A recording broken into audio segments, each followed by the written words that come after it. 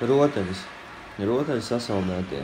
Ķērāja uzdevums ir noķert visus brīvos lidotājus. Brīvos lidotāju uzdevums ir aizmukt no ķērāja un atbrīvot sasaldētos, izlienot tiem starp kājām.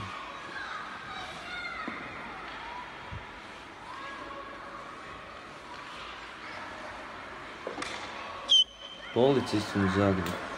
Policistu uzdevums noķert visus zagļus. Zagļu uzdevums ir tikt otrā pusē. Zagļus, kurš ir noķerts, palīdz policistam noķert pārējos zagļus.